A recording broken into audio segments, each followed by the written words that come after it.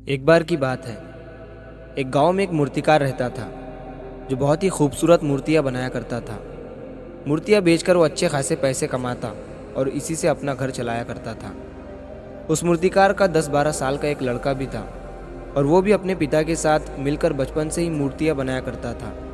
और यहाँ तक कि वो 10-12 साल का लड़का भी बहुत ही खूबसूरत मूर्तियां बनाता था।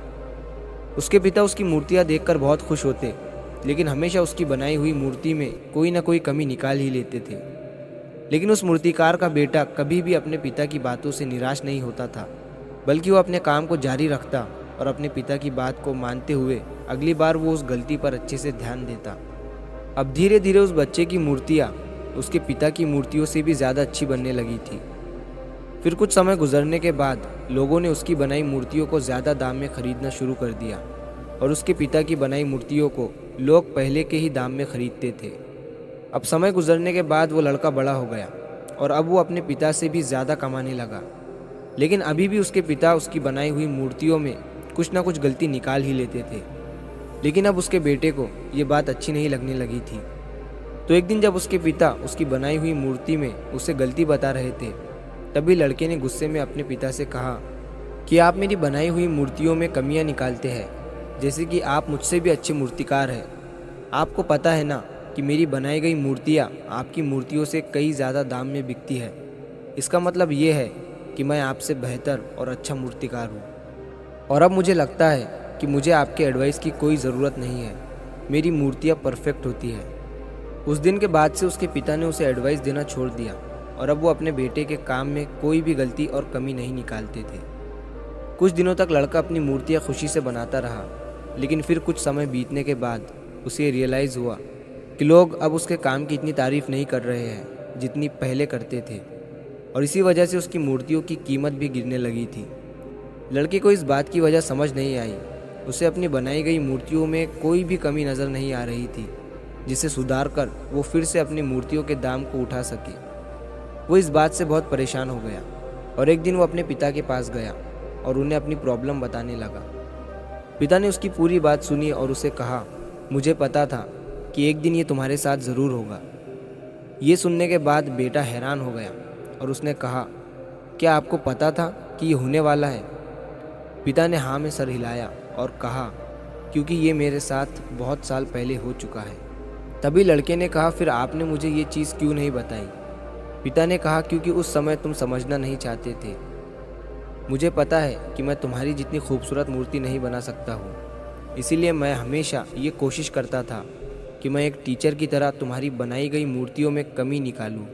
क्योंकि जो काम हम खुद करते हैं उस काम में हम कभी भी कोई गलती नहीं निकाल सकते हैं, क्योंकि हम सब अपने काम को पसंद करते हैं और सबसे अच्छा समझते हैं। लेकिन दूसरा इंसान उन गलतियों को देख सकता है जो हम अपने हाथों से किए गए काम में नहीं देख सकते।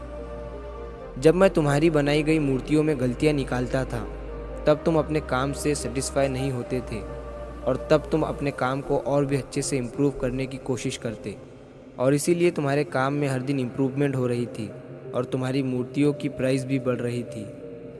और जब तुम अपने काम से सेटिस्फाई होने लगे और ये सोचने लगे कि तुमने जो मूर्ति बनाई है वो बिल्कुल परफेक्ट है और उसमें कोई भी गलती नहीं है, तभी तुम्हारी ग्रोथ रुक सी गई। लोग हमेशा तुमसे अच्छी मूर्तियों की एक्सपेक्टेशन रखते थे और जब तुम उनकी एक्सपेक्टेशन पर खरे नहीं उतरे, तब से उन्होंने तुम्हारी मूर्तियों में इंटरेस्ट लेना छोड़ दिया और इसी वजह से तुम्हारी मूर्तियों के दाम कम होने लगे और आज तुम इस सिचुएशन में पहुंच चुके हो। बेटे ने अपने पिता को अच्छे से सुना और थोड़ी देर के लिए शांत हो गया। फिर उसने कहा, पिताजी अब मुझे क्या करना चाहिए? पिता ने कहा, बेटा डिससेटिस्फाई होना सीखो और यही एक चीज़ तुम्हें इंस्पायर करेगी हमेशा अपने काम को बेहतर बनाने के लिए, हमेशा अपने काम में इम्प्रूवमेंट लाने के लिए। अगर हम हमारी लाइफ में देखें तो हमें पता चलेगा कि जब हमें या हमारे काम को कोई क्रिटिसाइज़ करता है तो हम उसे गलत समझते हैं, लेकिन अगर हम इसे अच्छे से समझें तो हमें पता चलेगा कि जब कोई हमें क्रिटिसाइज़ करता है तो वो हमारे लिए गलत नहीं बल्कि वो हमारे लिए अपॉर्चुनिटी होती है। बस आपको वो चीज़ पॉजिटिव वे में लेना पड़ेगा। जब आपको या आपके काम को कोई क्रिटिसाइज़ करता है तो उसे एक फीडबैक की तरह समझो और उस गलती को फिक्स करो और अपनी प्रोग्रेस की तरफ बढ़ते रहो। तभी आप अपने काम में इम्प्रूवमेंट के रास्ते पर लगे रहोगे। चाहे दुनिया का कोई भी काम हो, उसका कोई अंत नहीं होता। हम जितना सीखते जाएंगे उतना इम्प्रूव करते जाएंगे, और इंसान तभी सीखता है जब वो गलतियाँ करता है। तो अगर आप इस कहानी को और भी लोगों तक पहुंचाना चाहते हो तो वीडियो को लाइक करिए, ताकि YouTube इस वीडियो को और भी लोगों तक पहुंचाए। और अगर कहानी अच्छी लगी हो तो चैनल को सब्सक्राइब ज़रूर करिए।